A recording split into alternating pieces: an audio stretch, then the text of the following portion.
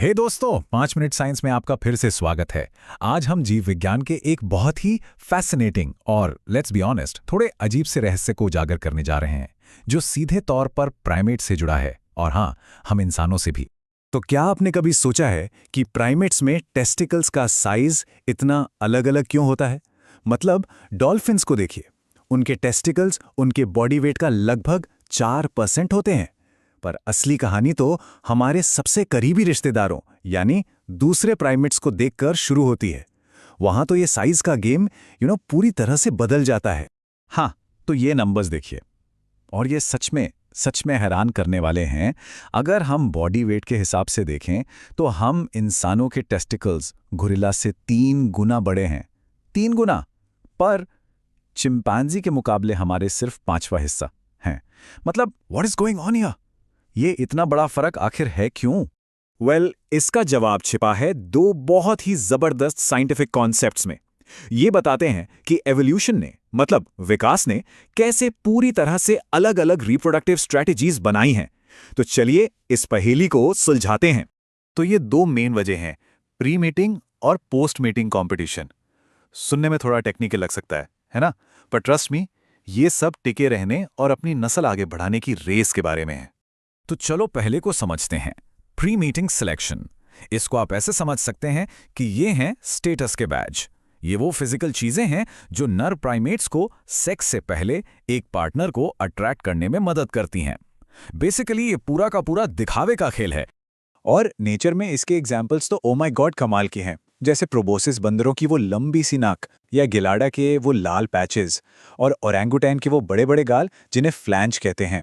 In fact कुछ studies तो ये भी मानती हैं कि हम इंसानों में जो घनी दाढ़ी होती है ना, वो भी शायद इसी तरह का एक स्टेटस बैज हो सकती है। Interesting right? ओके, अब कहानी का दूसरा पहलू देखते हैं। यहां सारा का सारा कंपटीशन अंडकोश के अंदर होता है। जब बाहर का दिखावा काम नहीं आता ना, तब असली लड़ाई होती है स्पर्म के बीच। और यहां सिर्फ एक ही चीज मैटर करती है, क्वालिटी और क्वांटिटी। और अब आता है इस पूरी कहानी का सबसे बड़ा ट्विस्ट, अ बिग रिवील। इन दोनों कॉम्पिटिशन्स की स्ट्रैटेजीज के बीच एक जबरदस्त ट्रेड ऑफ है।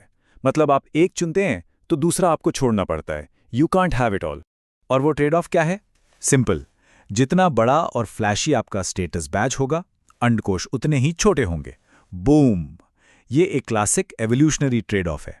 आप अपनी सारी एनर्जी या तो बाहरी दिखावे पर लगा सकते हैं या फिर अंदर की फैक्ट्री पर, दोनों पर एक साथ नहीं।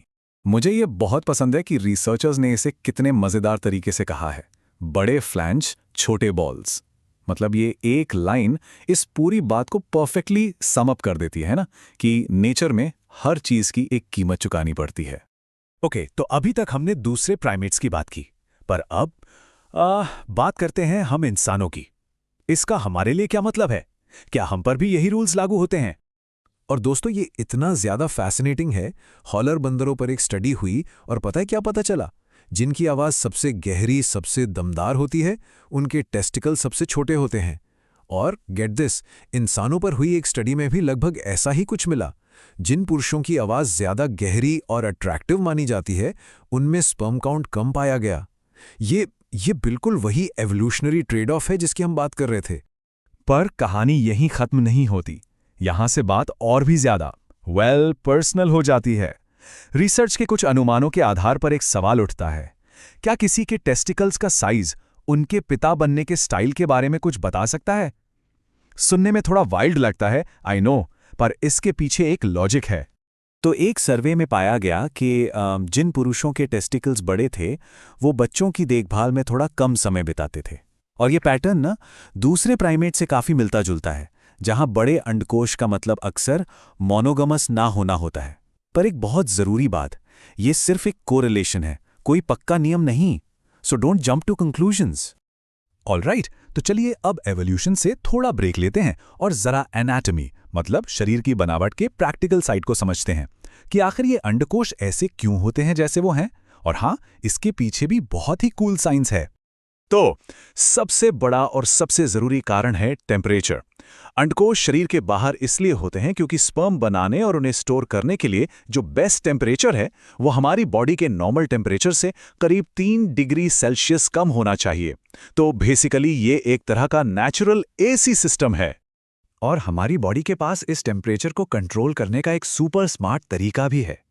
जब ठंड लगती है तो क्रोमैस्टेरिक नाम की मसल्स सिकुड़ती हैं और अंडकोश को गर्मी के लिए शरीर के पास खींच लेती हैं, बिल्कुल एक ऑटोमेटिक थर्मोस्टैट की तरह। How cool is that.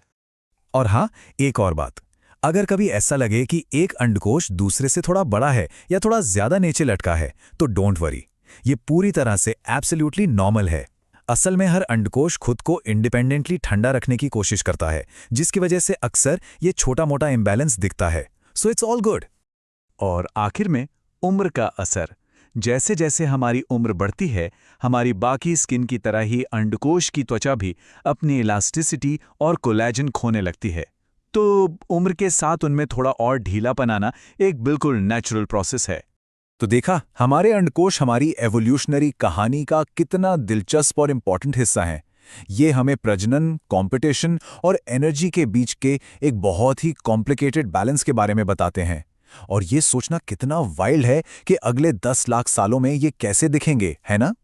खैर, अगर आपको ये विश्लेषण पसंद आया तो फटाफट से लाइक बटन दबाओ, इसे अपने दोस्तों के साथ शेयर करो और ऐसी ही और बातों के लिए सब्सक्राइब करना मत भूलना। नीचे कमेंट्स में अपने विचार जरूर बताना।